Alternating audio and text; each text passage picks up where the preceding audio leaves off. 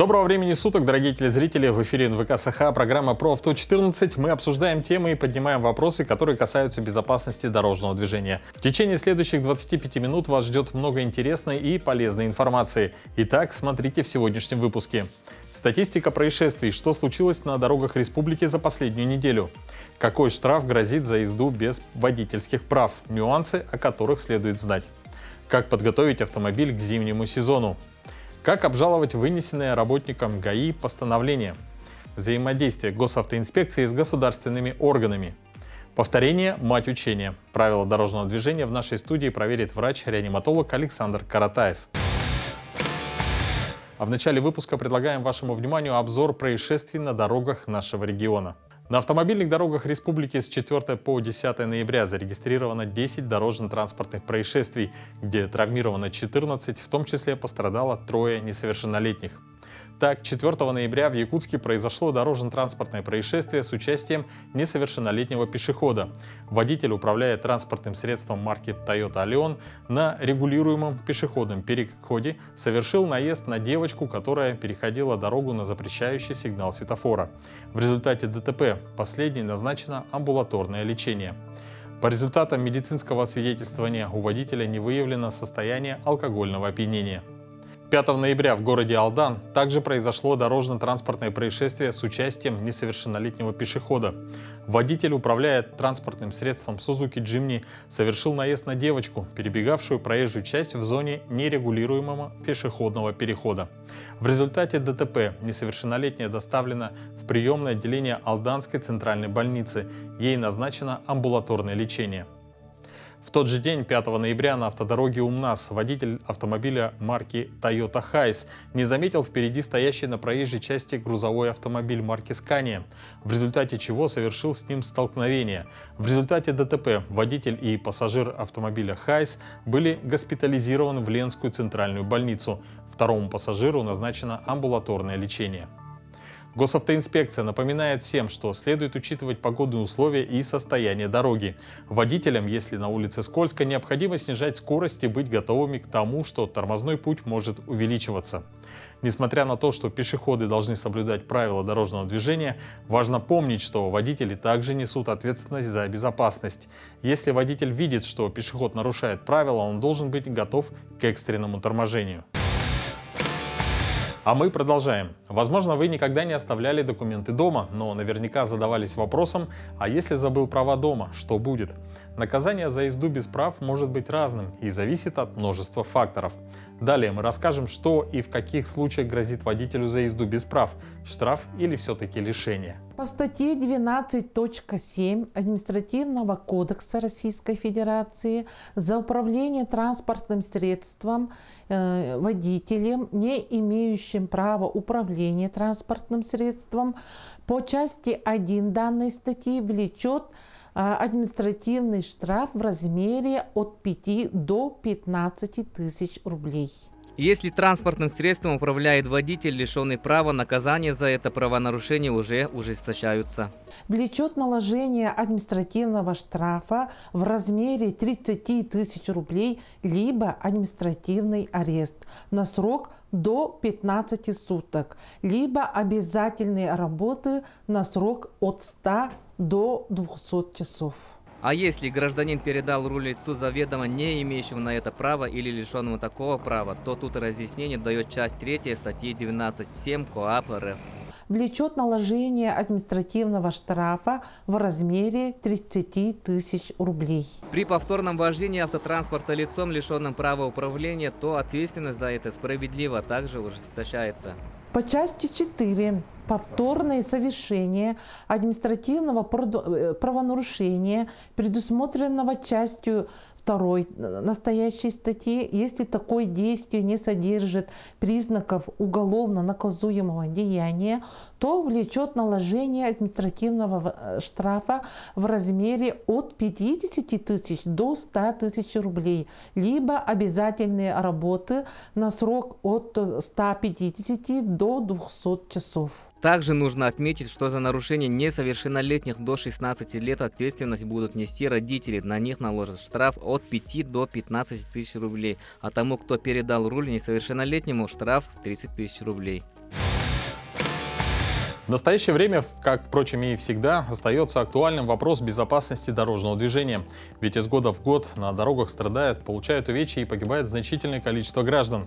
В чем причины такого положения дел? Можно ли их предотвратить? Какую ответственность несут участники дорожного движения за совершение правонарушений и преступлений в сфере безопасности дорожного движения? Об этом мы сегодня поговорим с первым заместителем министра транспорта и дорожного хозяйства Республики Саха-Якутия Анатолием Потаповым. Здравствуйте. Здравствуйте. Анатолий Константинович, как региональный государственный орган, осуществляющий контроль в сфере организации дорожного движения, вы во многих моментах взаимодействуете с управлением ГАИ, Госавтоинспекции Республики. Расскажите, пожалуйста, о федеральной программе «Безопасные и качественные дороги». Ну, у нас, как вы знаете, с 2019 года реализуется национальный проект «Безопасные и качественные дороги». И хочу отметить, за последние 5 лет очень проделана большая работа. Более 2600 километров мы привели в нормативное состояние. Это по всем нашим дорогам федерального, регионального и местного значений. Хочу отметить, что основная доля автомобильных дорог была приведена за счет реализации национального проекта БКД.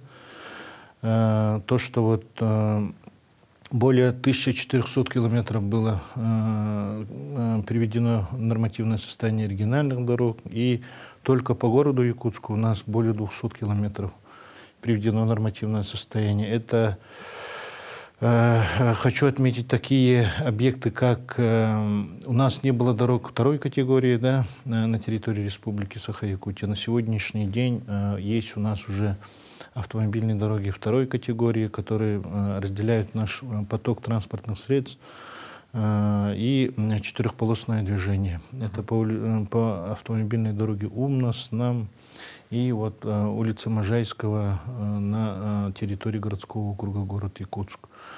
Со следующего года мы будем приводить в нормативное состояние уже еще дополнительно 4 города, которые с населением свыше 20 тысяч населения. Это город Нерингри, город Алдан, город Мирный и город Ленск. Также в рамках безопасности дороги оснащаются камерами фото-видеофиксации. Сейчас уже можно говорить о какой-либо статистике и успехах? Комплексы фото-видеофиксации показали свою эффективность. Это в местах, где они установлены, у нас отмечается снижение количества дорожно-транспортных происшествий. Также необходимо отметить, что мы в России первыми приобрели новые комплексы мобильные. Это Автороган МС, которые устанавливаются на патрульных автомашинах, которые при передвижении патрульной автомашины фиксируют на 360 градусов все нарушения. Поэтому эти комплексы установлены и переданы на патрульных автомашинах управлению Госавтоинспекции. И сейчас они курсируют по нашим дорогам регионального, федерального значения. Хочу отметить, что на следующий год мы уже запланировали еще дополнительное приобретение таких комплексов. Также министерство тесно сотрудничает с Гостехнадзором. Можете об этом поподробнее рассказать? Ну, то, что вот, как я уже отметил, мы очень много работы проделали по приведению нормативного состояния автомобильных дорог федерального, регионального значения. И на сегодняшний день у нас вопрос стоит по сохранности этих автомобильных дорог. Это тоже как раз мы решаем через региональный проект «Общесистемные меры развития дорожного хозяйства». Вы знаете, что мы установили автоматический пост высокогабаритного контроля на автодороге Умнас. И вот этот комплекс у нас работает в том направлении по автодороге Умнас, где у нас основной завоз инертных материалов. В этом году мы установили автоматический пост высокогабаритного контроля со стороны НАМ, тоже где есть карьеры у нас. Этот комплекс мы на днях приняли, и в течение 3 месяцев, согласно порядка установки АПВГК, автоматического поста высокогабаритного контроля, в течение 3 месяцев он должен работать в тестовом режиме. После этого он уже начинает выписывать штрафы для тех нарушителей, которые уже попадают под административную ответственность. Спасибо большое. Друзья, я напоминаю, что у нас в гостях был первый заместитель министра транспорта и дорожного хозяйства Республики Саха-Якутия Анатолий Потапов. А мы продолжаем. В Иркутской области нетрезвый водитель при задержании попытался съесть протокол госавтоинспекции. Это была плохая идея, ведь автомобилиста арестовали на 10 суток. Наш следующий видеосюжет объяснит, почему уничтожение протокола не отменяет штрафа и как правильно действовать, если автомобилист не согласен с решением инспектора. Многие автомобилисты считают, что можно избежать наказания, попросту уничтожив протокол. Мол, если нет документа, который фиксирует нарушение, то доказать факт случившегося невозможно. Однако это не так. Нужно понимать, что на руки водителю выдается копия протокола. Если он согласен с тем, что нарушил ПДД и собирается оплатить штраф, хранить протокол вовсе не обязательно. А вот для обжалования решения сотрудника ГАИ могут понадобиться данные, которые указаны в протоколе. Но даже если удастся уничтожить оригинал документа, не стоит забывать, что данные о нарушении вносятся в электронную базу. Также уничтожение протокола может быть расценено как неповиновение законному распоряжению сотрудника полиции, что влечет наказание в виде штрафа от 2000 до 4000 рублей, либо арест до 15 суток, либо исправительные работы до 120 часов.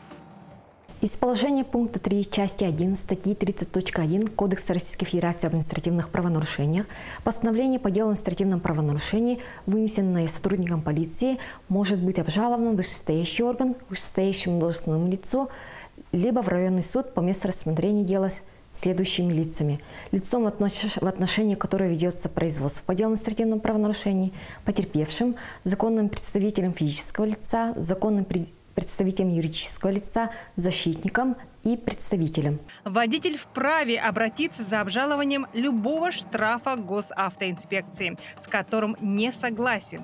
Но перед тем, как оспаривать штраф, нужно убедиться в наличии оснований и доказательств невиновности. Доводы должны быть подкреплены документально. И помните, для обжалования штрафа предусмотрено 10 суток с момента получения копии постановления. Если по каким-либо причинам этот срок вышел, можно подать ходатайство о его восстановлении, приложив к жалобе письмо. Для обжалования штрафов госавтоинспекции нужно явиться в отделение лично или направить письмо Почтой России. И обращаться нужно именно в то подразделение, сотрудник которого выписал штраф. Зима – суровое время года, отличающееся тяжелыми дорожными условиями. Чтобы избежать нештатных ситуаций на дороге, нужно основательно подойти к подготовке автомобиля к зиме. Как сделать это правильно, далее в нашем следующем сюжете. К нам приехал автомобиль Toyota Land Cruiser 200 на комплексное утепление. Сейчас мы будем, получается, прокладывать брезентовую ткань для того, чтобы автомобиль на трассе не продувало, чтобы подкапотное пространство удерживало тепло. Также будут нанесены на боковые стекла ПЭТ-пленки для того, чтобы окна не запотевали. Помимо запотевания, получается, их также затягивает в наши морозы. Также будет оклеено второе лобовое стекло для того, чтобы вследствие движения автомобиля по трассе его точно так же не затягивало ледяной коркой, пленкой. Данный автомобиль не выезжает на трассу, передвигается в городских условиях, поэтому подкапотное пространство мы утеплять не будем. Для тех, кто ездит на дальние расстояния, то им желательно, да, утеплить подкапотное пространство, так как тепло имеет свойство выходить наружу через верх. Для этого пригодится, получается, войлок минимум или автоодеяло. В зимнее время, получается, автомобилисты зачастую берут забор воздуха из подкапотного пространства, так как оно более горячее, нежели чем холодный салон. На данном автомобиле, получается, мы не будем закрывать всякие заглушки для забора воздуха и тому подобное, так как оно просто не нужно. А советские автомобили, у них есть такая штука, понятие как забор воздуха. Вот у них УАЗики, допустим, окошко идет, у них, да, он с улицы прямо идет. В свежих машинах такого понятия нету, короче. Там в жабо нет отверстий и тому подобное, как бы оно закрытого типа идет. Это вот пластик, который идет под лобовым стеклом. Там все равно забор или салон, или подкапотка. Подогреватели бывают, ставят. Люди, у которых машина на улице, допустим, как бы живет, а так нет. Кто-то бывает дополнительно, если не пользуются кондиционером, автолюбители зачастую подключают к радиатору, точнее, к компрессору кондиционера. От него, короче, от кондюшника питаются, и тогда печка чуть более, горячее становится. Ага. Есть такое понятие, как асбестовая ткань. Она является негорючим материалом, получается. У некоторых автомобилей конструктивно выпускной коллектор проходит очень низко. То бишь, если там будет брезент, он может как бы загореться. Асбестовая ткань нужна для того, чтобы обмотать этот коллектор. Она в себя все тепло берет и удерживает. То бишь, сам брезент, он не подвергается каким-то воздействиям тепловым. Утепление можно произвести уже на данный момент, потому что ночью температура бывает достигает до минус 22 градусов. Снятие, получается, утепление, это примерно март, апрель, май, плюс-минус где-то в этом промежутке. Все еще зависит от того, как и где эксплуатируется машина, в течение какого времени она стоит на улице, в каких условиях она эксплуатируется. Эта машина ездит по трассе постоянно или она ездит в городских условиях. Допустим, автомобили, если имеют пластиковую защиту или металлическую защиту, то снизу нет смысла их утеплять, потому что все тепло уходит наверх. Лучше утеплять вверх, нежели чем пытаться утеплить низ. Потому что, как выразиться, это бесполезное занятие. Лучше утеплять просто перед, и все этого вполне достаточно, если есть какая-то защита снизу. С удовольствием хочу приступить к нашей постоянной и любимой многими рубрике, в которой горожане проверяют свои знания правил дорожного движения. По традиции наш экспресс-тест состоит из 10 вопросов. Сегодня ответит на них врач-реаниматолог Александр Каратаев. Александр, здравствуйте. Здравствуйте, Рустам. Здравствуйте, уважаемые зрители. Расскажите, какой у вас стаж вождения? Так, стаж у меня не очень большой. Я право получил в 2011 году, то есть мне было 30 с чем-то лет. И вот более 10 лет я вожу машину. Почти каждый день, да. Хорошо, мы желаем вам удачи. Сейчас будет 10 билетов и ваши 10 ответов. Итак, первый вопрос. Кто из водителей нарушил правила стоянки? Вариант ответов оба. Только водитель автомобиля. Третий вариант только водитель мотоцикла. И четвертый вариант никто не нарушил. Склоняюсь, что оба нарушили. Хотя казалось бы, мотоцикл занял там небольшую часть проезжей части. И нет запрещающих знаков. Почему-то я думаю, что оба. Думаете, ваш вариант оба? Да, я думаю, что оба нарушили, да. Принято. Вы намерены повернуть направо. Ваши действия. Вариант ответов. Проедете перекресток первым. Второй вариант. Уступите дорогу легковому автомобилю. И третий вариант. Уступите дорогу обоим транспортным средствам. На картинке я вижу перекресток. Это перекресток равнозначных дорог, без каких-либо знаков приоритета, поэтому я поворачиваю направо, я не создаю помеху мотоциклу, который уезжает с правой стороны, а слева водитель автомобиля должен меня пропустить, то есть я проеду перекресток первым. Вариант номер один. Да, вариант номер один. Принято. Следующий вопрос. Знаки предупреждают вас о том, что... Вариант ответов. На протяжении 150 метров возможно появление пешеходов на проезжей части. Второй вариант. Через 150 метров находится пешеходный переход. И третий вариант. Через 150 метров находится пешеходная дорожка. Все-таки вариант 2. Через 150 метров находится пешеходный переход.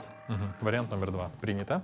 Следующий вопрос. Можно ли вам после опережения грузового автомобиля продолжить движение по левой полосе вне населенных пунктов? Вариант ответов. Можно. Можно, если вы управляете легковым автомобилем. И третий вариант – нельзя. Вне населенных пунктов, я насколько понимаю, что по левой полосе можно двигаться, не создавая помех другим. Я помех не вижу. Да, вариант 1 можно. Вариант номер 1. Принято. Следующий вопрос. Разрешено ли вам остановиться на легковом автомобиле в указанном месте? Варианты ответов – разрешено. Второй вариант – разрешено, если вы намерены высадить пассажира. И третий вариант – запрещено. Опасаемся того, что как бы не нарушить, поэтому я выберу разрешено, если вы намерены высадить пассажира. Вариант номер 2. Да, несмотря на то, что там проезжая часть 4 метра, можно было, казалось, и остановиться, но я думаю, что, скорее всего, остановка там на длительное время запрещена. И разрешено, если вы намерены высадить пассажира. Это мой вариант ответа. Вариант номер 2. Да, принято. Следующий вопрос. До какого места действует требование данного знака? Вариант ответов. До ближайшего по ходу движения перекрестка. Второй вариант. До места установки знака «Конец зоны с ограничением максимальной скорости». И третий вариант. До конца населенного пункта. Так, тут я затрудняюсь. Все варианты очень интересные. Я бы, наверное, склонился ко второму варианту. До места установки знака «Конец зоны с ограничением максимальной скорости».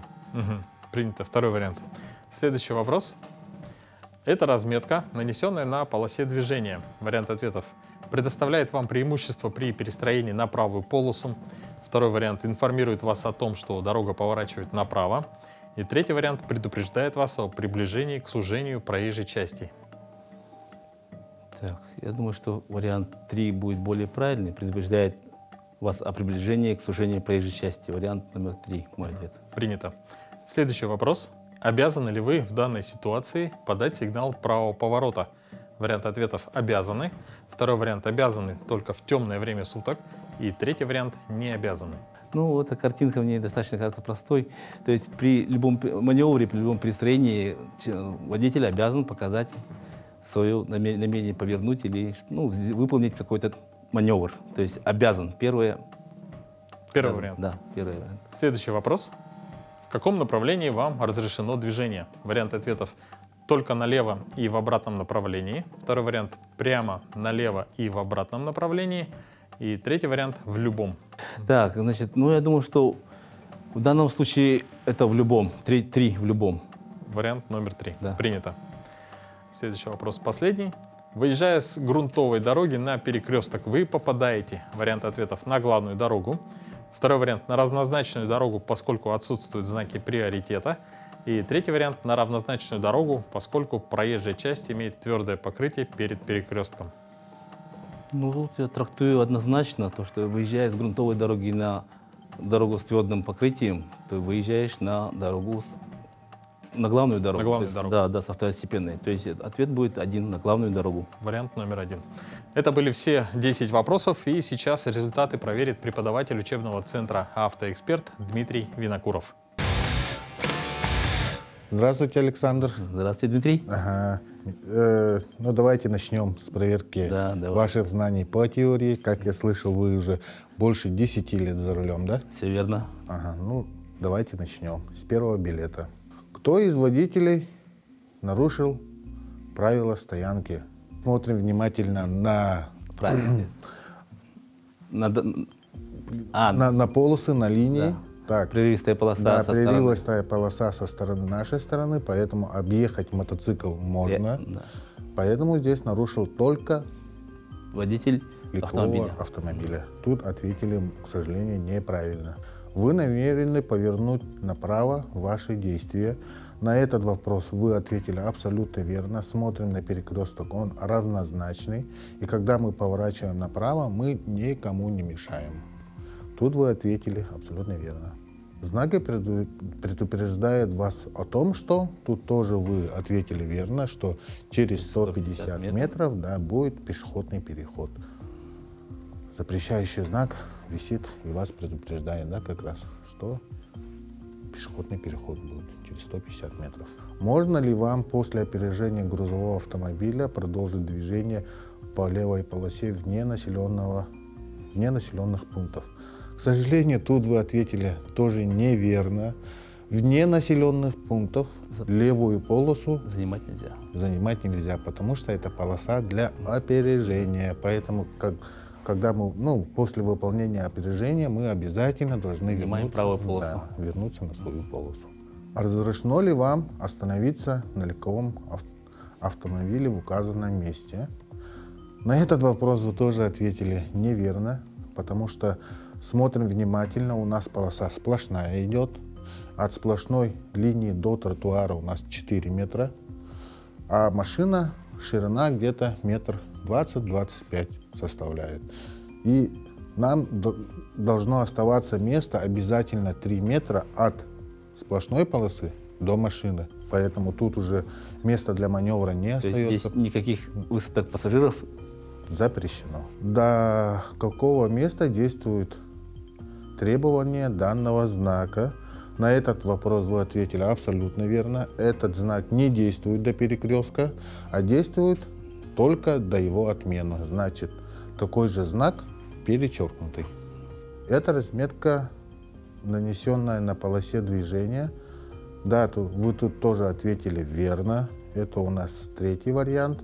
Предупреждает вас о приближении к сужению проезжей части. Обязаны ли вы в данной ситуации подать сигнал правого поворота? Конечно же, при любом маневре мы должны подавать сигналы. Информировать. Водителей, которые едете спереди и сзади, да? Да. Всех участников дорожного движения. В каком направлении вам разрешено движение? Тут регулировщика всего лишь 3 знака идет, поэтому если их запомнить, это, по идее, очень легко. На этот вопрос вы ответили, к сожалению, неверно. Стоим на левой полосе. Да? А с левой полосы у нас поворачивать направо запрещено. Да. Вот, поэтому мы едем прямо, налево и в обратном направлении. А вы ответили в любом направлении. Выезжая с грунтовой дороги на перекресток, вы попадаете. Да, тут вы ответили абсолютно верно. С грунтовой дороги, когда мы выезжаем на асфальт, это получается асфальтированная дорога всегда будет главной. По итогу нашего экзамена вы, к сожалению, не сдали. Пожалуйста, подтяните свои знания по теории, потому что без теории на дороге находиться очень опасно. И когда вы знаете теорию, вам будет даже легче ориентироваться на дороге. Поэтому все-таки иногда открывайте билеты, тренируйтесь, это вам будет в пользу. Вот и подошла к концу наша передача. Дорогие телезрители, будьте бдительны, соблюдайте правила дорожного движения и берегите себя. До новых встреч в эфире.